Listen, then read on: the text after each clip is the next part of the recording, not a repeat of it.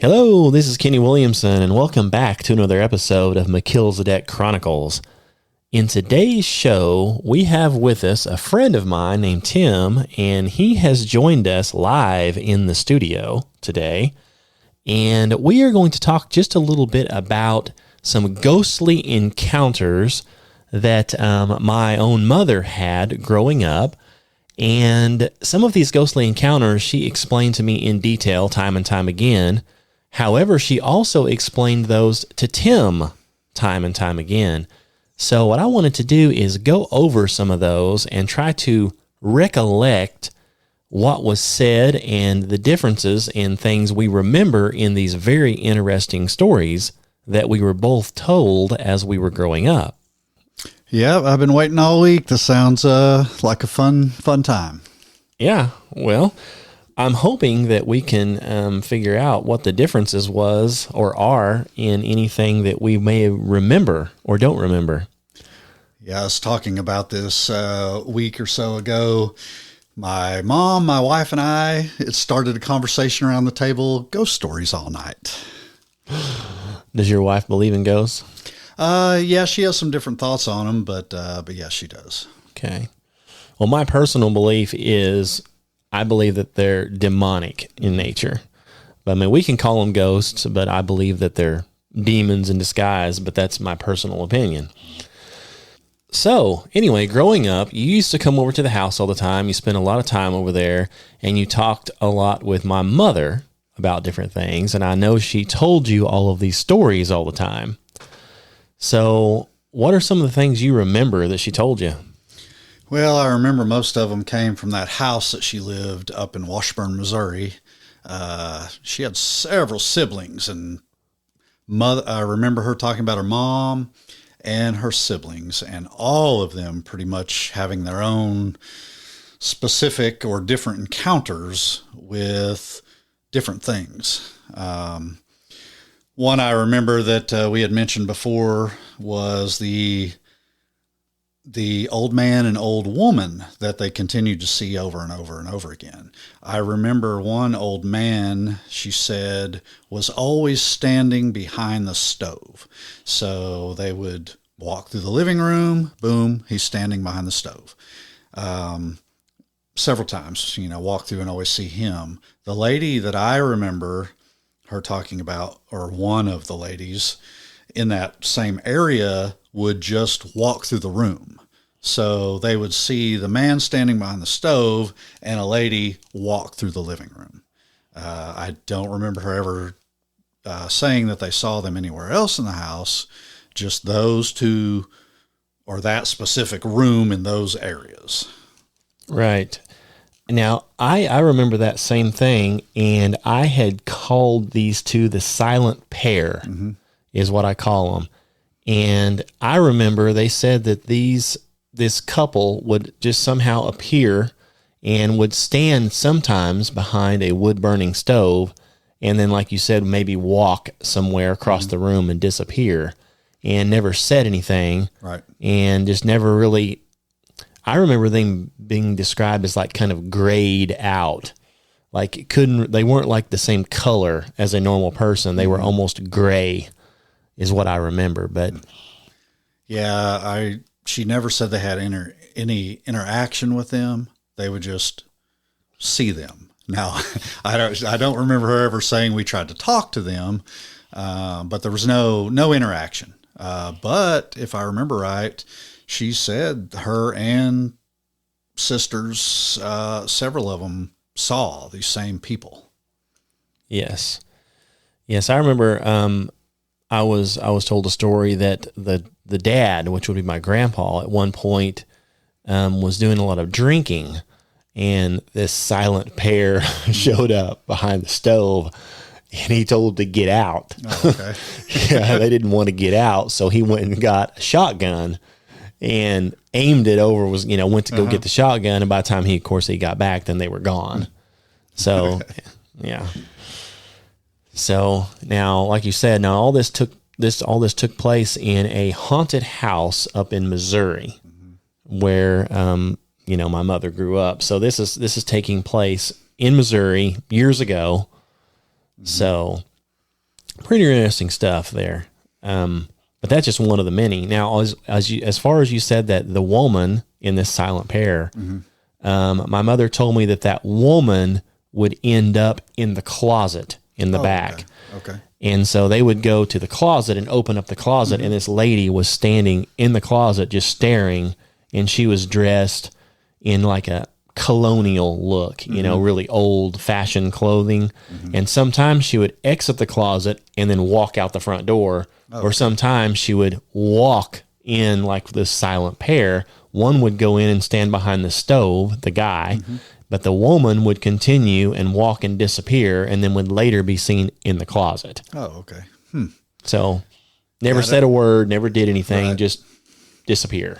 So, and that seems to be a theme of a lot of the people they would see around that house outside, was the colonial look, or from that time period. Yeah. Yeah, because one of the other things she said, she remembered, which I call the colonial scene, is they would look outside and see lots of people outside at tables having like a giant dinner. And these people would be dressed in really old-fashioned clothing, with women in dresses and like horses and buggies. And it seemed they were having a giant dinner on tables just out in a field, and then later on would just disappear. Right. So, like a wedding or a polo gathering or something going on out there, where there'd be a bunch of people dressed like that outside, an outside function.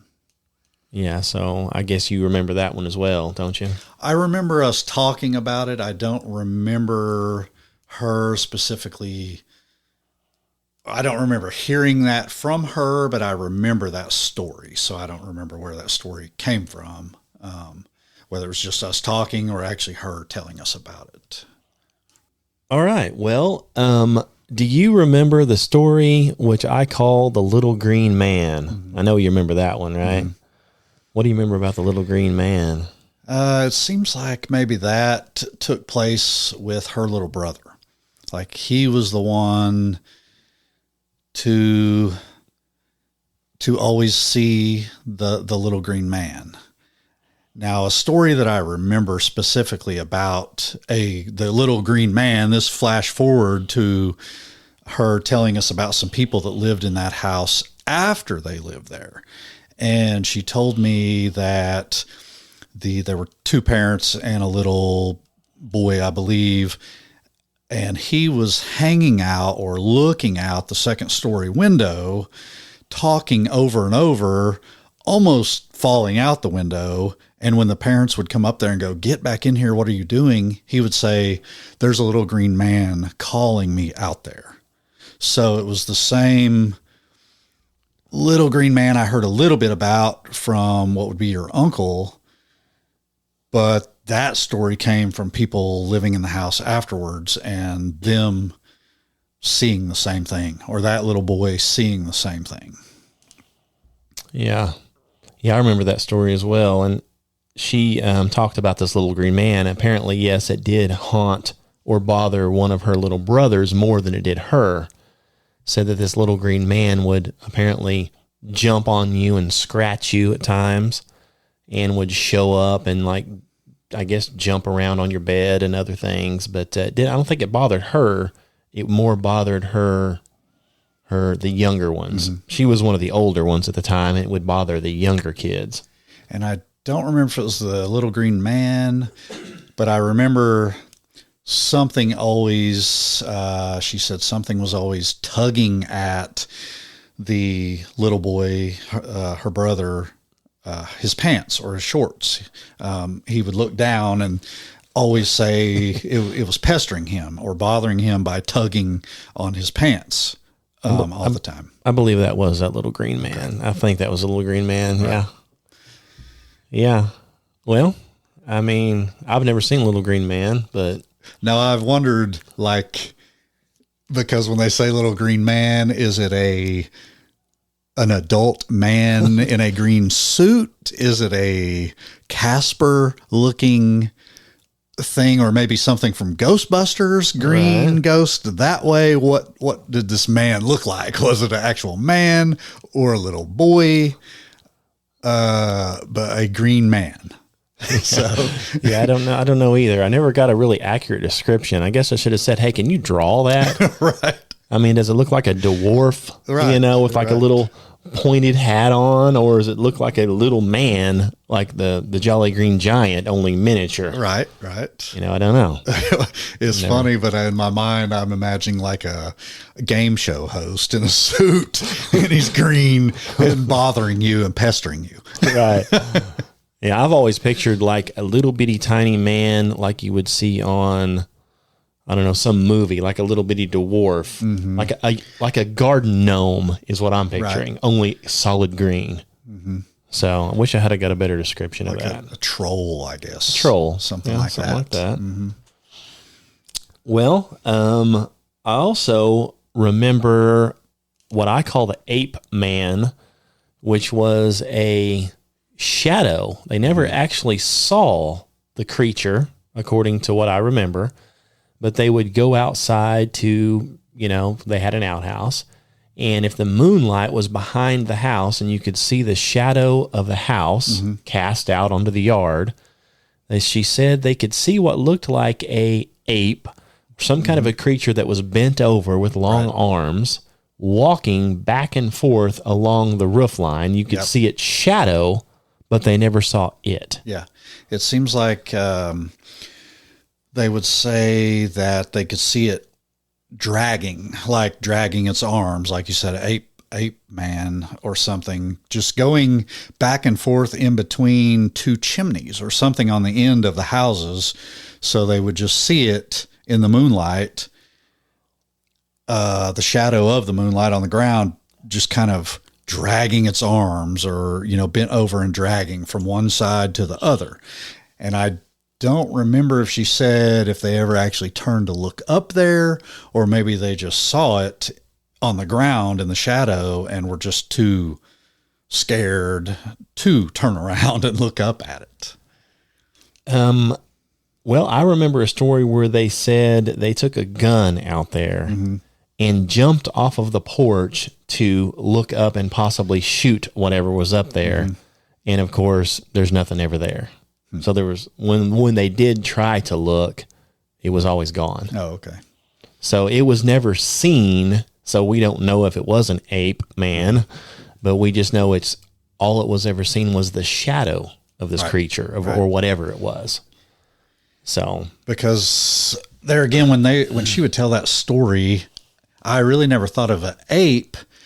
I always had a gargoyle. That was always the image that I had when she would tell that story of it kind of bent over and crossing, and the fact that it was up on the roof. And so in my mind, it was maybe something that could fly, or it was, for some reason, how'd it get on the roof? So that was when in my imagination, I see it, it's almost have wings, and it's moving back and forth like that. That's interesting, because I've always imagined it in my head like a Bigfoot bent over with long arms, like shaggy looking. Right. That's how I've imagined it in my head. Right. So that's why I called it the Ape Man. Right. So I thought, it must be an ape, but and like I said, never got a really perfect description of it. Right. Just a shadow. Yeah. Yeah. With them talking about the two chimneys and on the roof and all that, to me just screamed gargoyle. So that's the image I always had in my head every time I heard the story. Yeah. I mean, that kind of, throws a little bit of a spin on if you're like, well, I had a gargoyle on my roof. Right. So. I don't know. Well, now I've always tied this into what she called growling at the door.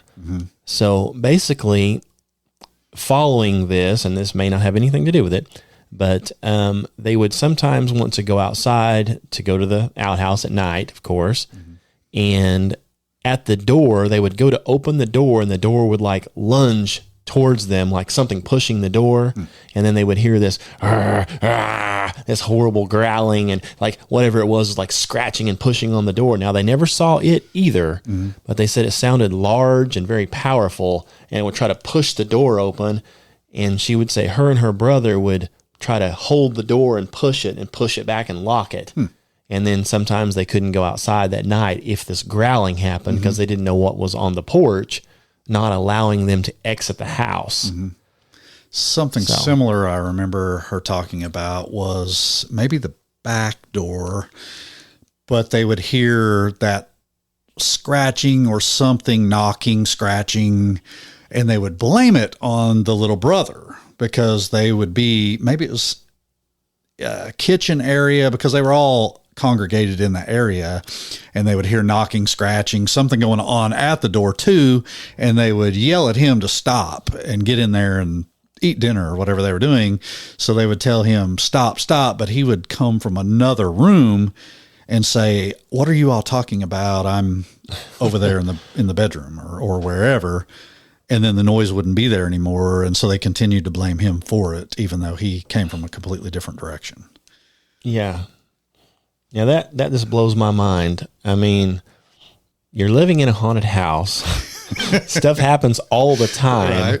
And so you hear scratching on the back door and you yell at your brother to stop when he's sitting over here. And it's like, well, I think you might have done it. It's like, you're living in a haunted house. Right. I mean, why would you assume any person is doing anything? Right. Let's just assume it's one of the 50 things that we've experienced today. Right. Let's just assume it's a gargoyle.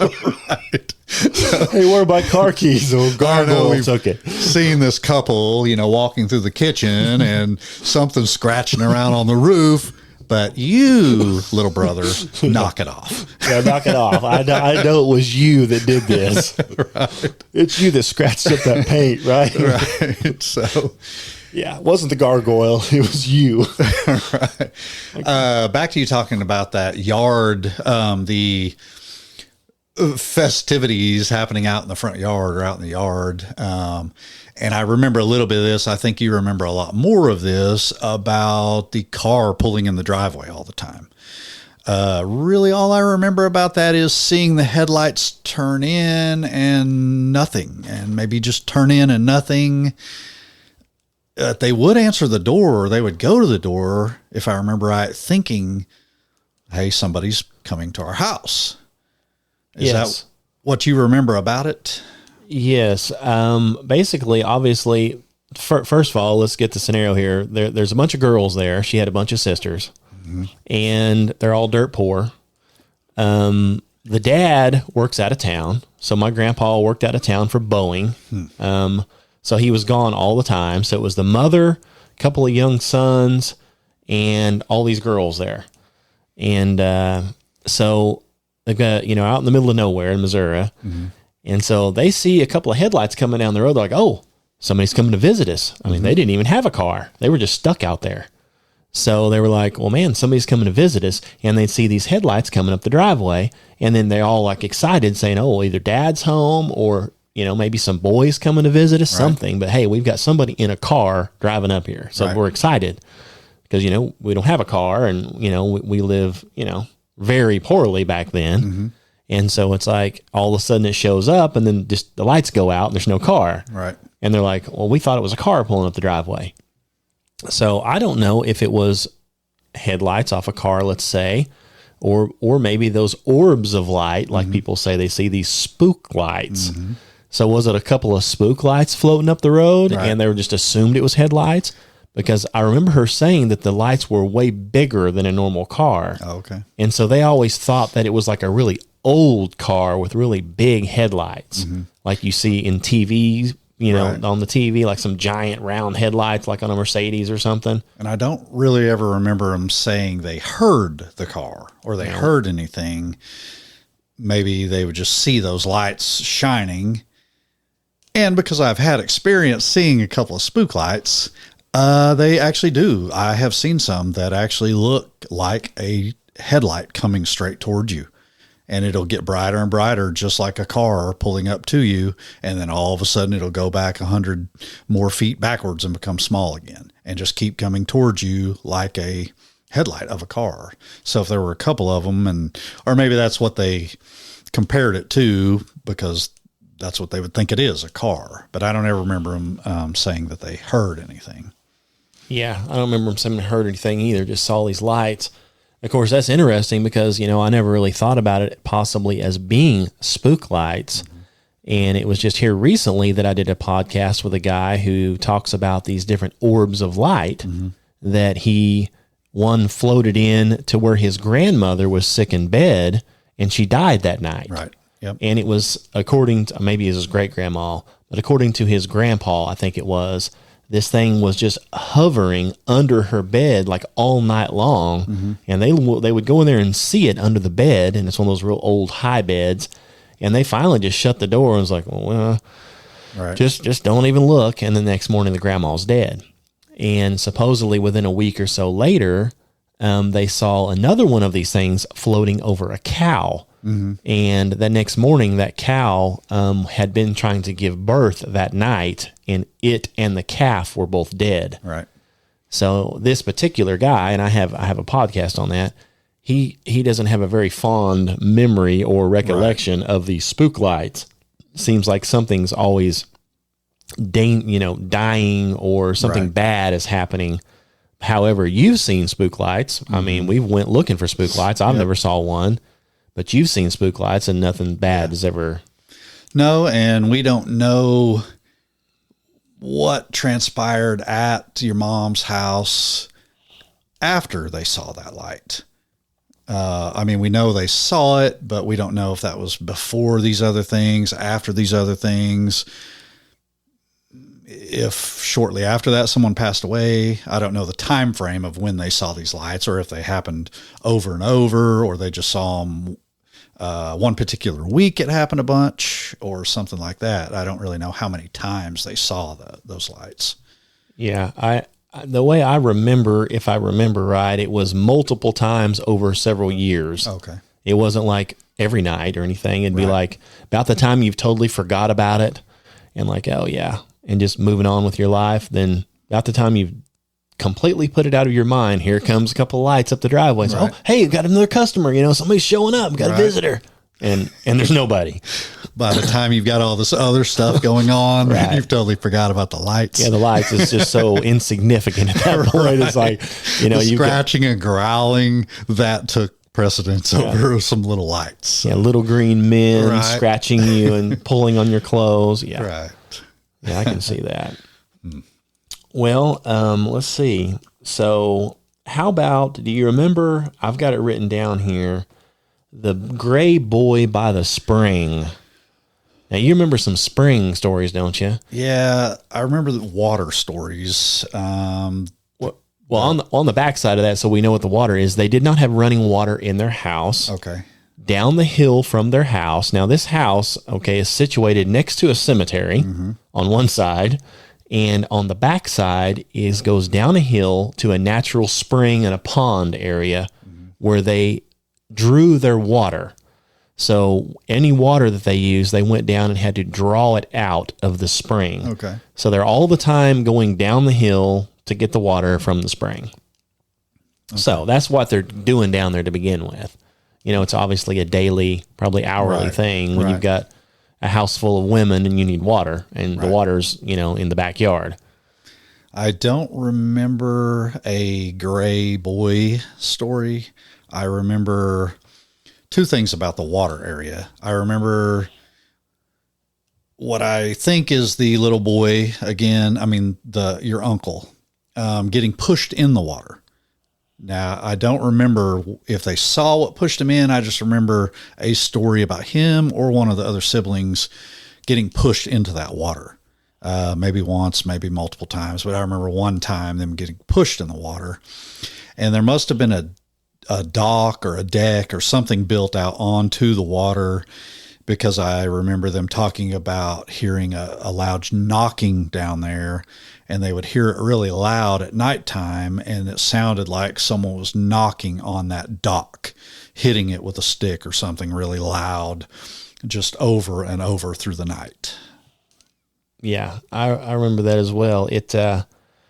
what I remember about that is, yes, I can't remember who, and it may have even happened to my mother, but basically she said that you would never go down to the spring alone, because if you went down there alone, sometimes as you were bent over bent down to draw water out of this small little reservoir here out of the spring, something would physically push you into the water.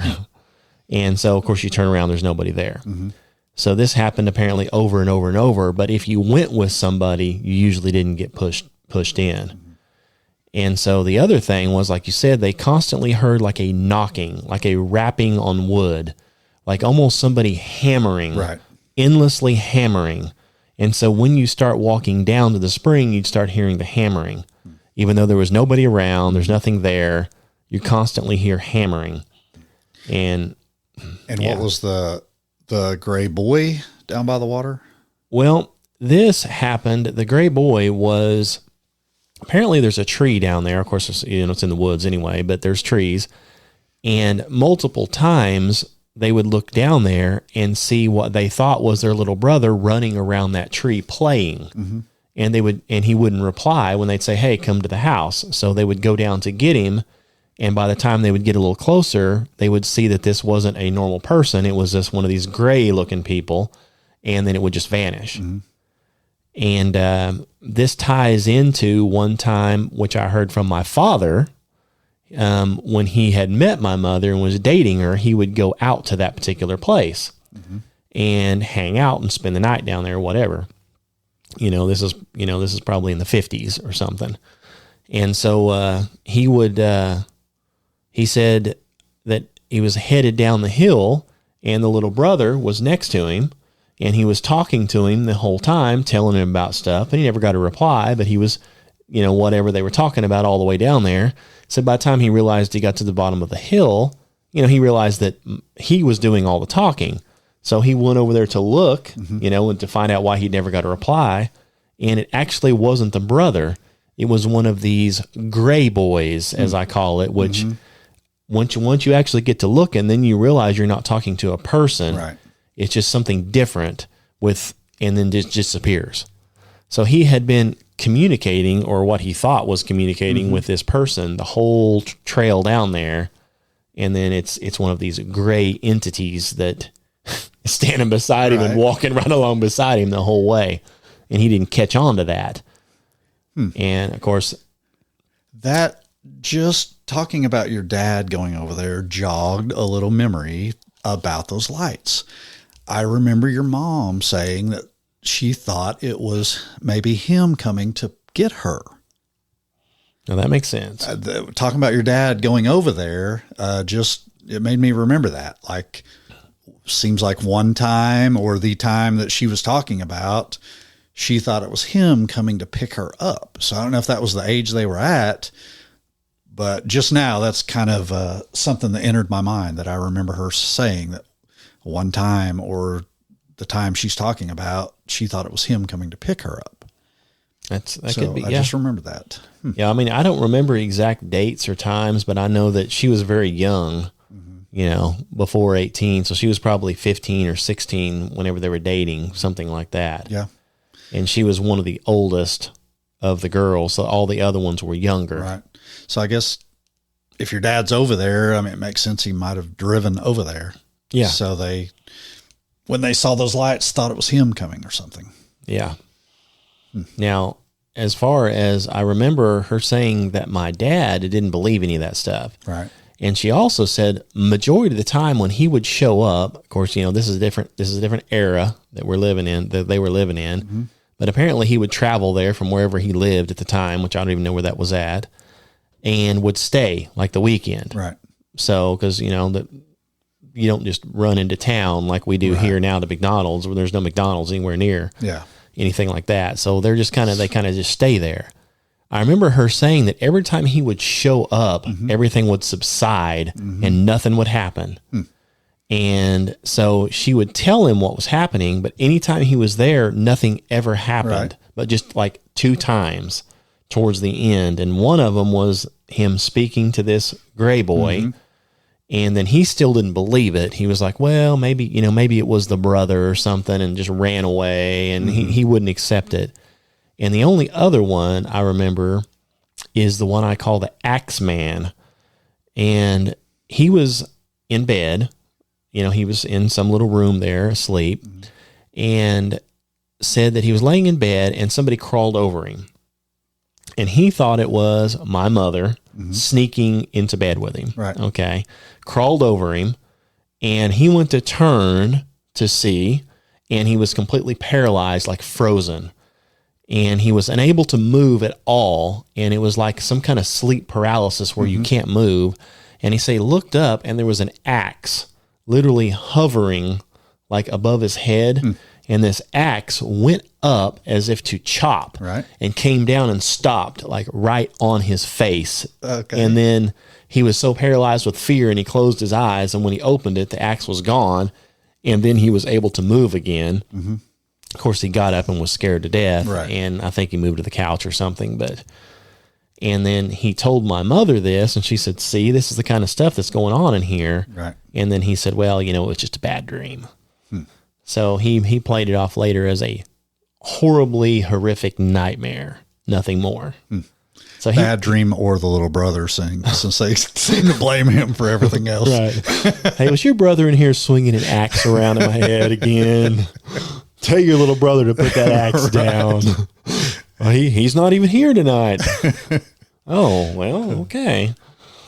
So he was in complete denial about the whole thing, because I spoke to him years later, and he said, nah, none of that ever happened. It's all made up, and it's all just bad dreams. So anyway, so he was in denial on it, but that does not mean that it didn't happen, because I also talked to my mother's brother, and he corroborated all those stories. He had even more stories that he wouldn't tell. And later on in life, he told me, he said, oh yeah, that stuff happened and more, and stuff that I can't even talk about. So I think what had happened is there was, like I said, there were several kids, let's say 5 or 6 kids, and each one of them had similar things that happened, but each one got their own dose of something. Right.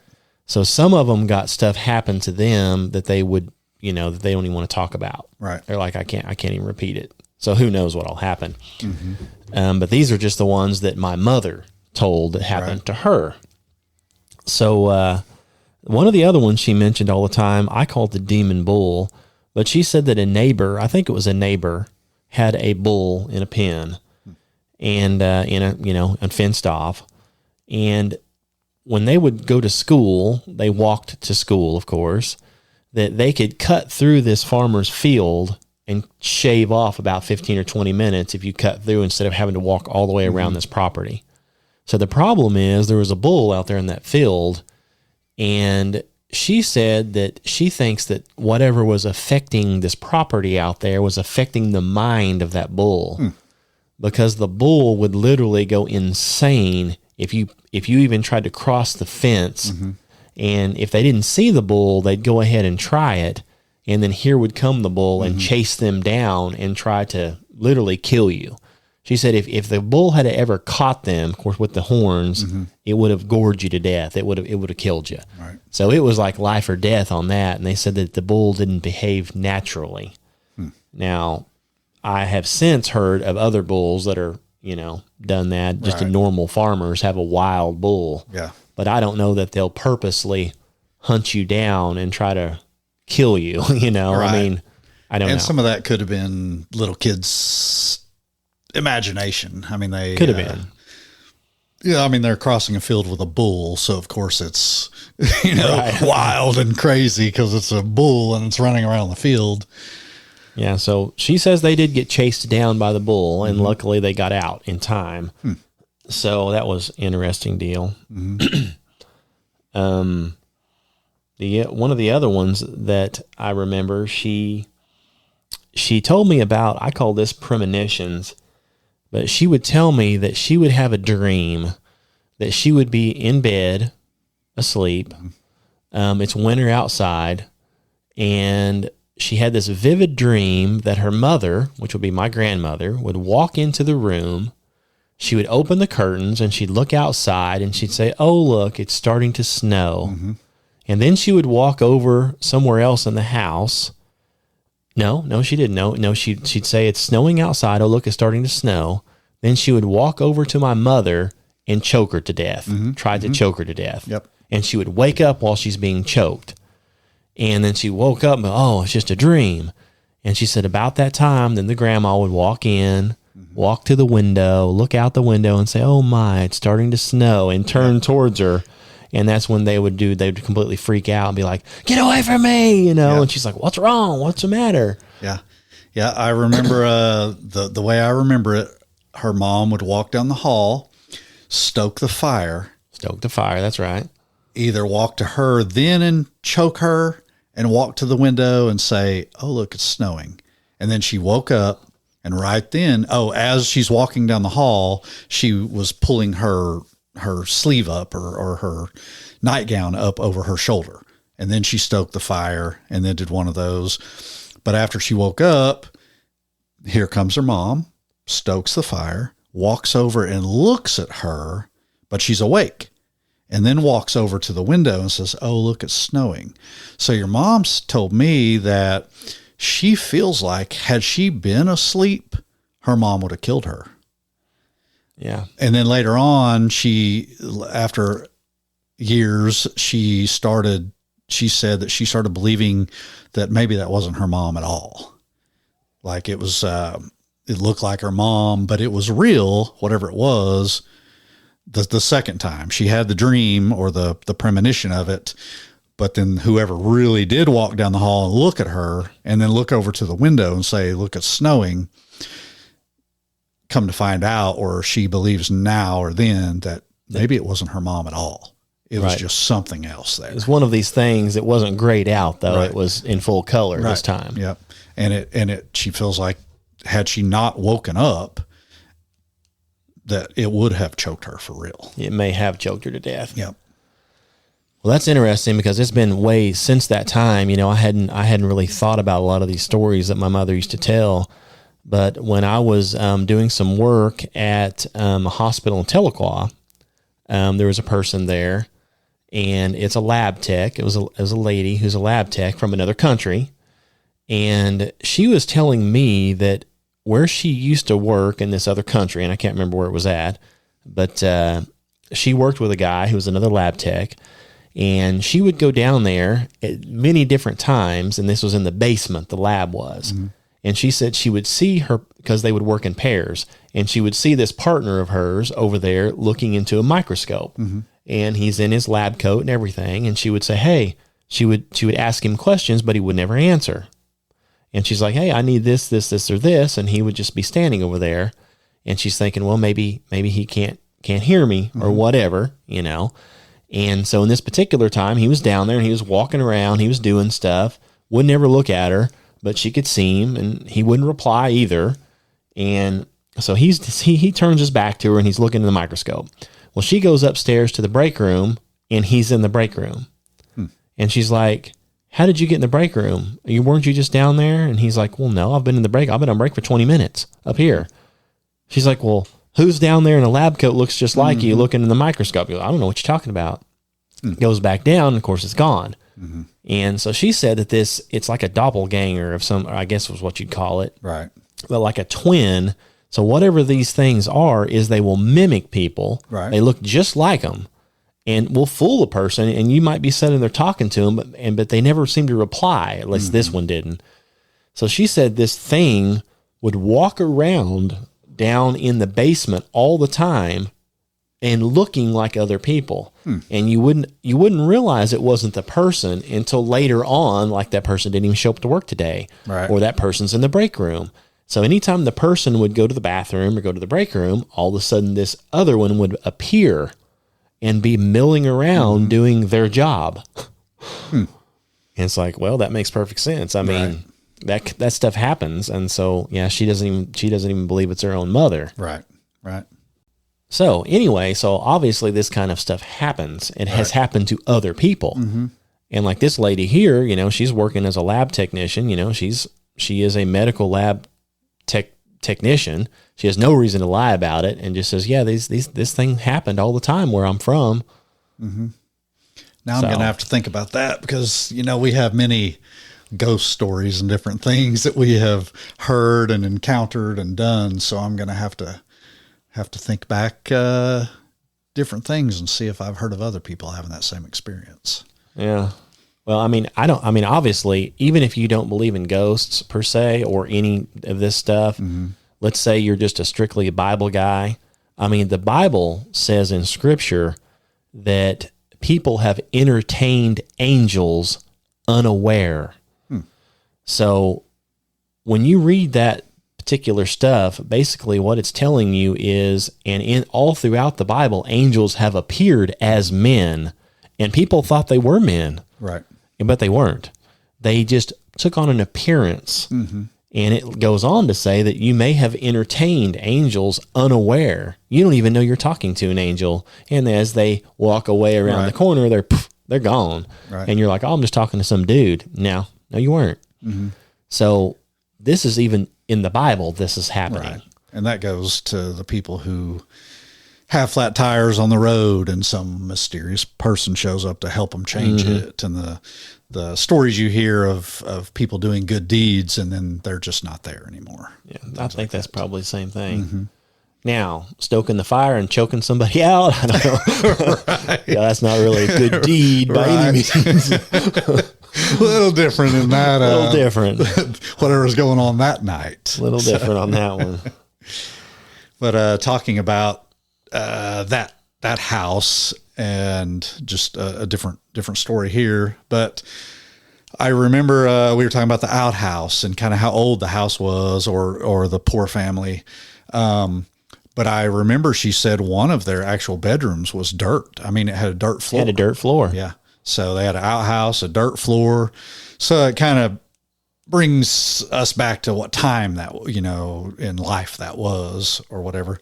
And I'm not sure if it's the dirt floor room, but I always think of it as that room with the dirt floor.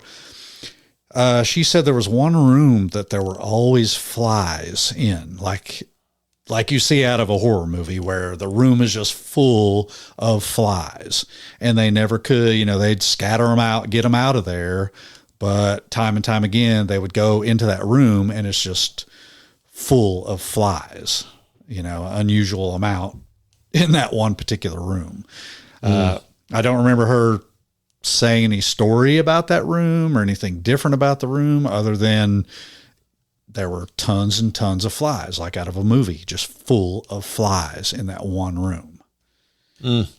Well, any of those horror movies you do watch about some kind of demonic activity, lots of times there's flies involved. Yeah. There was a lot of flies, like in the movie, I can't even remember the names of the movies, but the one that the haunted house, the horror on the something. Is that Amityville? Amityville Horror. Okay. Yeah, I think there was tons of flies in that one and right, swarming and all kinds of stuff. So that's probably, of course, she's telling these stories before a lot of these movies that came out. Yeah, right. So it's not like she's copying the movie. Right. Yeah. Yeah, because these stories she's talking about, even though they do show a lot of that stuff in the movie, that was way back before these movies were made. Yeah.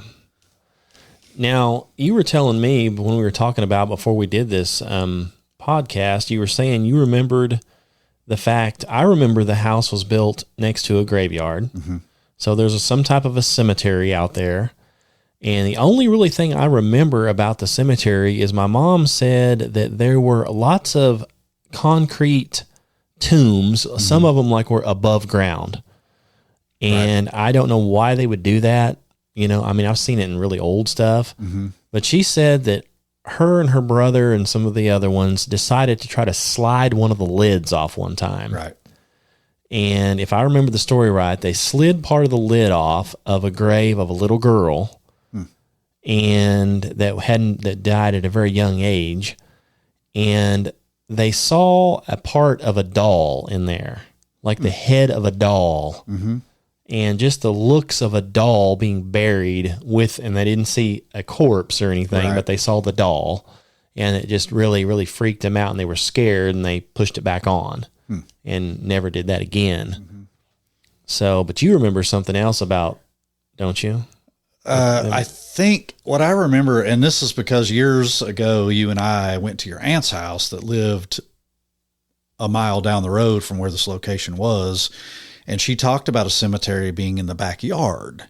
But she talked like that one was a really little cemetery because people would just, trek through the woods and go look at that little cemetery. But it was almost like right in the backyard of that house.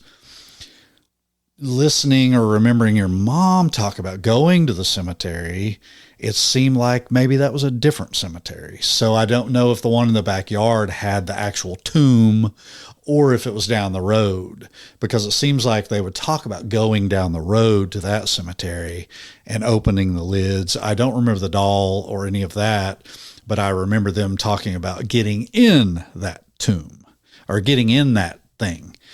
I don't know if they closed it up over themselves when they were in there or not, but I remember them talking about climbing into that thing.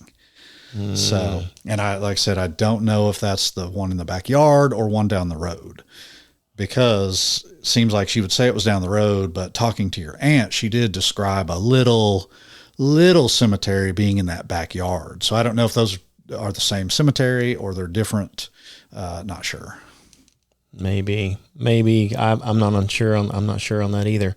They may have been trekking, walking to another cemetery, but I do remember saying it's like a little bitty one in their backyard, like a family, right, from previous families, not their family, somebody's family. And so maybe her mentioning that there was a cemetery in the backyard doesn't necessarily mean that was the cemetery what they were, trying to break into and look inside tombs and crawl inside tombs. Maybe a completely different one. Right. That's a possibility. Either way, that could bring a lot of a lot of things to your house, saying stop crawling around in our grave. Right. Exactly. Popping tops off tombs and hopping inside. Right. Yeah, that's probably not the thing I'd be wanting to do. I remember this just popped in. I remember talking about this the other day, but I remember her always talking about your grandma always scrubbing the kitchen floor. I think it was the kitchen floor, but always scrubbing something off of the floor. Like she would always, the kids would always walk in there, and Mom was always on her hands and knees scrubbing something off the floor. Like, I wouldn't say frantically scrubbing it, but always constantly trying to get something off of that kitchen floor. I don't remember what that was, but I remember she always talked like it was something really odd, that always there was something in the middle of that kitchen floor or something that her mom was always trying to scrub off. Later on, we find out, if you remember, that there was carvings. That house, this is how I remember it. When they left there, that house got tore down. For whatever reason, it got tore down. So in that wood that house was built with, they found a bunch of carvings in, like, I don't know, hieroglyphics or what kind of carvings they were, but a bunch of carvings in the wood that house was built with. So that always made all these stories make sense to me, that there was something, I don't know, let's say witchcraft or something going on in that house, that house was built with a bunch of wood, that had been carved. Whatever that was on the kitchen floor, the mom is always trying to scrub off, like, in my mind, is some kind of design on the floor or something. That, like a pentagram or something. I mean, that's exactly what enters my head, that your grandmother's always trying to scrub that off the floor. Now, where that came from, I don't know. And then all this other activity in that house always just makes me think that something happened before they were in that house. Now, I don't know if they built that house, but whoever built that house brought that stuff to the house. That's my thought, my theory on it, is that stuff is all happening in that house because of whatever that house was built of. Yes, I remember that as well. My uncle had told me that when the house was being tore down years ago after they had moved out of it and they'd moved on, and whoever they knew or something that, I don't know if they owned the house or what, but the house was being tore down. He was there, and he said that a lot of the lumber had pentagrams, all kinds of weird symbols carved and etched into it, burned into it. He said that up in the attic of that thing, there was like a little bitty tiny room up there at the very far end that had just a little door on it that they thought was like an access to maybe the chimney or something, that something was built up there. He said, but after the house was tore down, that was actually had a little bitty tiny room in there, and there was burned candles in that room, stuff etched etched onto the walls. And he said something about even a Ouija board being stuffed down like inside of one of the walls from up there. So as if somebody had been up there using it maybe years and years ago, and then kind of just stuffed it down in between the studs and that kind of stuff. And apparently the neighbors or the cousins or somebody that lived there close by, I remember my mother talking about them always playing with an Ouija board. These kids used it as a game. So, I don't know where they got it, if it was homemade or what, but, and I remember, them talking about the house being tore down and it had all that stuff in the wood. Then the story back to the people who moved in afterwards, because they rebuilt the house or built a house on that location. And this is the boy that saw the little green man out the window. I remember them saying that house burned down. So the house that sits there now, I guess this is even many, many years after that, but the house that sits there now is maybe the third house that's been on that property. The first one was the one your mom lived in, tore down. Some people moved into the next one or built one. The kids, or who knows if the parents had experiences in it too, but somehow that house burned down. And last time that you and I were driving by there to go to your aunt's house, there was a house sitting there. So I don't know if something's going on in the house right now, but there. Right. Well, I remember one of the reasons we had driven up there is because we were told that particular house is always vacant and nobody would ever stay in the house. And it was a newly built home. Right. And when it was built, it was a really big, nice new home. Right. And it was vacant and went through because a lot of things were still going on, is the assumption, even though the new owners would never talk about it. Right. And to this day, it's this big vacant house sitting there. Right. Yeah, I remember, of course, it was nighttime, but we were driving by on the way to your aunt's house, and we talked to her about it. I don't remember if she said anybody was living there or not.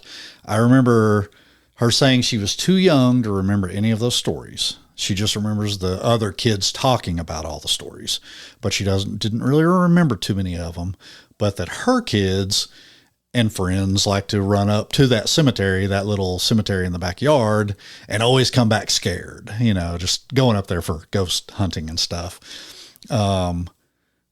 But I don't remember if we saw somebody living in there, or I don't remember. I vaguely remember what the house looked like, but I don't remember if it looked occupied or not. Yeah, I don't remember. It seemed like it had a fence around it, didn't it? Yeah. Didn't it have like a big chain link fence around it, around the yard or something? Yeah, almost like people are like, hey, don't go near this house, so we've got a big fence around it. Yeah, it looked like something you would see in Mexico. This is how I remember it. Like a 2-story, square, big house with the stucco fence, like a stucco fence with not razor wire on the top, but some kind of fencing on the top. Basically, where the gates are the only thing you can drive in and out through, something like that. But I remember it being, a pretty big house. Yeah, I remember that as well. And that's what my mother had said. She said that they had ended up building a big, nice house where this other house used to sit, and yet it was vacant as well, and nobody would ever talk about why nobody could ever stay in this house. Right. So, of course, I don't know if that would mean that these entities or these demons are hanging out at that location. Now, if they had have hung out at that location, that's one thing, because as you remember talking to my mom, she believes that some of these demons actually followed her. Right. So as she got married, before I was ever born, so she gets married, moves to Siloam Springs. Mm-hmm. That's one of the places she moved to, and lived in a little house downtown Siloam by the old police station. And she claimed that house became haunted. Mm-hmm. Either it was haunted when she got there, or whatever this was followed her. Mm-hmm. Do you remember anything she used to talk about that house? That particular house, I remember her talking about something was in the closet, like a blanket or a towel. I don't remember. There was something about that closet and that towel. I don't know if, I think you and I have talked about it. If she had something in there she threw away, and then it would be folded and put back in that closet. And every time she tried to throw it away, the next day it'd be folded up in that closet. But that's what I remember about that house, something being in that closet. Yeah, I remember that too. It was either a curtain or a towel or something to the effect of that they wanted to throw away that was something ugly and hideous. And so she goes and puts it outside, and within a day or two, it's back in the house, folded, put back up on the shelf. And this has went on several times, and finally, of course, you'd have to know my mom, where she's like, "Oh, just forget it. I'll just leave it there then." So she's like, "Okay, well, I've thrown it away 3 times. Here it is back 3 times, folded up. So I guess it's just going to stay here. We're just going to leave it in that closet. We're just going to leave it in the closet." Right. You know, she also, I remember she said on that one, they would have that knocking. She said it's the same knocking that used to happen down at the spring. The endless knocking. Mm-hmm. She said that would go on the side of the house all night long. Different, not every night, but it start that same knocking, that same repetitious. Apparently it was in some kind of either a rhythm or a repetition to where you recognize it. And she said that same knocking came back on that house. And it sounded like something knocking outside. Now, according to my dad, who, keep in mind, he's in complete denial. You know, he doesn't believe anything here. He says, well, that knocking was nothing more than ducks pecking the side of the house. And I'm like, ducks pecking? I mean, surely you could have came up with something better than ducks pecking the house, right? I mean, when I hear knocking out here, I'm like, there's a couple of ducks out there pecking on the house. I mean, why would you think that? Right. You know, I might think it's a bird, but I don't know about a duck. But anyway, so she says it was the same pattern of knocking that happened down at the spring. So if that's the case, that sounds like something possibly would have followed. Right.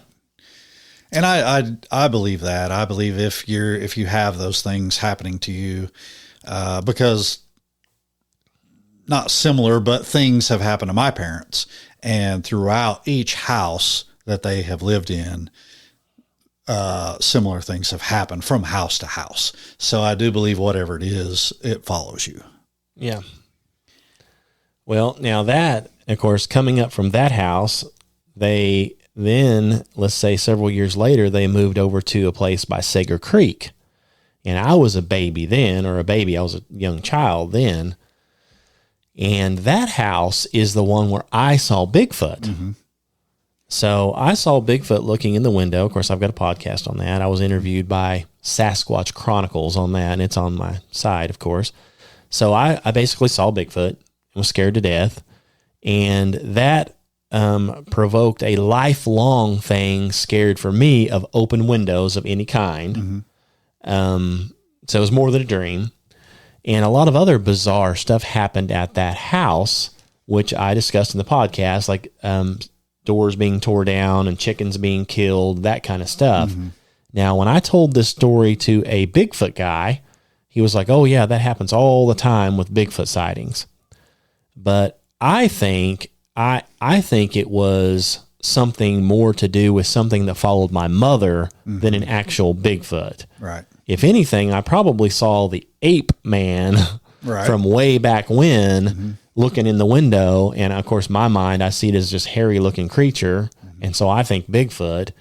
And so I tell people this story and they're like, oh yeah, you saw Bigfoot. Right. Of course, I've always believed that Bigfoot was demonic in nature. So it would make sense how come I saw it, possibly because this is really probably something that followed my mother over Right. from place to place to place. So then we can fast forward from there, go back to the house that I grew up in after that, which is out in Oklahoma. And this is the house that you were in Right. while she was telling you all this stuff. Yep. So it was my childhood house that I went from kindergarten all the way up to high school through. And so that house, of course, it had its fair share. Right. Now, my dad built that house, so there's no background on that house. Okay. My dad built it. Never was really fully finished, but weird things seemed to happen in that house as well. You probably remember some of that, don't you? Yep. I remember her talking about a hairbrush picking off of one nightstand and flinging across the room. So I remember that. For some reason, they had a stack of boards in the front yard. And I remember one of them, she said, comes sailing through the back window. So there's a stack of wood out front, and then a 2x4 from that stack comes flying through the back window. So somehow, and you live there, keep in mind there's nobody around to run over there and grab a 2x4 and come and throw it through the window, or else you'd be able to see them. I mean, there's plenty of distance around where they wouldn't be able to just run off without you noticing someone's running off from that house. And I remember your nephew and the dog always barking down the hallway, or looking down the hallway and barking down the hallway, thinking something's down the hall. Your bedroom door always opening. I remember you talking about that something to do with the bedroom door would always just open all the time by itself or something like that. Yeah.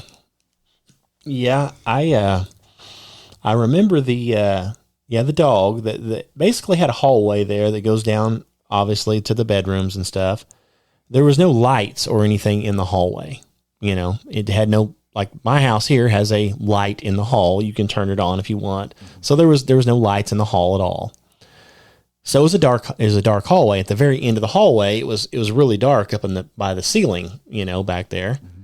And so yes, my nephew, when he was a baby, would hold his arms up like as if wanting to be picked up, and walk back towards the end of the hallway, holding his arms up, looking up at that black corner. And this is not one time, this is multiple times. And then the dog, of course, she had multiple little dogs in the house. Some of the different dogs, they would be running around minding their own business, and they would take off down that hall, and they would stop, and they would look up at that same area and start growling, and then slowly back away from the hall and run away from it. So it's like, I wonder what these children and these animals are seeing back there in this hallway. Of course, that same back of the hallway was where my bedroom door was, of course. Right. So it's no wonder that it's opening and closing and doing all kinds of stuff. Now, speaking of that hallway, it was years later after I had moved out, and we actually got married and briefly did not have any place to stay. So me and my new wife, we moved back into that house temporarily after, back into that bedroom. And at one point in time, we were watching a movie sitting on the couch, and the hallway would have been to our right side, off of our right side, and we're looking at the TV. And a flash of light, it was if somebody was standing at the end of the hallway, looking at us, sitting on the couch, and had a camera with a very bright flash. And it was a flash of light so bright that it got that little thing in your eyes where you can't see very well. Not just on me, but on her as well. Where she was like, what in the world was that? I don't know. And so we had, night blindness there for a little bit. Our vision was impaired from this flash of light that came from the hallway. Well, there is no lights in the hallway. So, the first thing is like, okay, you've got a light in there. Maybe a light bulb exploded, or maybe you've got a flash, even though it was off, which you never see happen. But you try to think of excuses of what could possibly have happened, because there's no way it could be supernatural, right? It has to be a light bulb or something. Well, there's no light bulbs. There's nothing. So it's like, I can't explain what this giant flash of light was that was blinding. But either way, it was uncomfortable. And we went ahead and watched the movie, I remember. But it was always in the back of your mind is like, what the heck is going on in that hallway? And then at that particular time, she worked night shift and would sleep during the day, and I worked days, and she had a fan going in there all the time. And the fan would come unplugged quite a bit.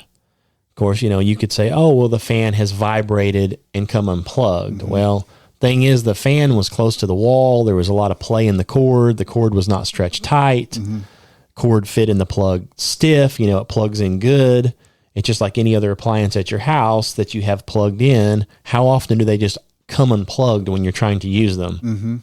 You got your coffee maker plugged in, all of a sudden, oh, my coffee pot come unplugged on its own. That doesn't happen. So this fan she would wake up because the fan was off, turn on the light, and it was unplugged. So it unplugged itself somehow all the time. Well, that's a totally different podcast, but I was just telling my mom about a story that I have where a fan come unplugged. Well, I'll tell you quickly. I was in a room. I was 18 years old. I just moved in with my dad, and it was super hot in this bedroom, and I could feel something was in there with me. I just knew something was in there. It was dark. It was nighttime. So I had a box fan blowing on me right next to me because it was so hot in the room. Well, I could feel something in there with me, and I said, if you're in here, turn that fan off. And right then that fan went all the way down. So I jumped up, ran, because the only light switches in the place were down this little hallway.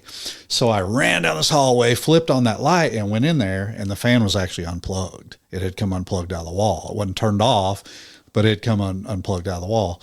Anyway, 18 years old, and that light was on all night long. So... Well, now that fan probably just accidentally come unplugged. Right when I mentioned, hey, do that. It may be the same brand of fan that we were using, and they just randomly unplug. Yeah, they didn't have recalls back then, or they'd recall it. What a hunk of junk. Jumps out of your plug-in. Just unplugs real fast. Right. Well, yeah, that's the first I've heard that. But yeah, we'll have to do a podcast on that. But that's interesting. So based on this stuff that I have heard all these years, that's what I wanted to do. I wanted to, because I knew you had heard the same stories, kind of wanted to piece it all together and get it, recorded before we both forget, right? Right. And, of course, I don't believe necessarily in ghosts. I believe in demons. I believe in demonic activity, biblically based type stuff. But what I think personally, for anybody that wants to know, I think what was happening is out in that whole area and in that house, there was somebody basically worshiping the devil. I mean, that's what you have to be doing with pentagrams. Pentagrams and burning these candles and Ouija boards is demonic in nature. I think they were probably doing something, worshiping the devil, something like that, some kind of rituals, and it drew in some demons that were just kind of hanging out. And then these demons are hanging out, and maybe it's the same demon taking on different forms. Right. Maybe it's 10 different ones hanging out there. And so these kids are out there, and they're like, "Hey, this is the perfect place. We can really scare some people out here. We can just go hog wild with these kids." And so that's exactly what they did. Right. And my mom, and none of them that I know of, now maybe later in life she probably got saved. Maybe, I don't know for sure. Before she died, I asked her if she was saved, and she said she was. And I tried to get her to repeat a sinner's prayer, just to maybe verify it and hear it with my own ears. And she did, but you don't really know what somebody's heart is, But she, so I don't know that any of them were ever saved or anything. I think that they were all probably not at that time, for sure. And that's just like the perfect environment for something demonic to be able to scare you, attack you, cling on to you, glom onto you and follow you around. I don't know that a saved person really has a lot of those problems necessarily, but I don't So I think they were demonic, and I think some of these demons followed her through life. And I think probably had I not have got saved in my 20s, I think that they probably would have tried to follow me around as well. Right. I think they'd have followed me right here. But ever since I basically got saved, I have not seen or heard or felt anything like that. There's been nothing ever bother me. Now, I know stuff happened in that house, and that was probably before I was saved, though. And so everything that happened that I remember, that I saw personally was way before I was. So that's what I think. I think it's demonic in nature. And I think that if a person, you're way more likely to get that stuff happen to you if you're out of the realm of safety. Right. When you start messing around with anything demonic, anything like that, then you're just opening yourself up to have that stuff happen. Yeah. I definitely think it was something from before they were in that house. And then it was just in there. And then, like I said, as you get older, you focus on different things and don't worry about those things. But anyway, yeah, I believe it came from the past, from before she was in that house. Yeah, that's kind of what I think. Whoever built the house, and because I know they didn't do it, they didn't know anything about the devil per se. They didn't know anything about pentagrams, I mean, we know that now because we've got the internet and everything else. But back then, they had nothing. So, you see this emblem, you're like, I don't know what that means. You have no idea. Right.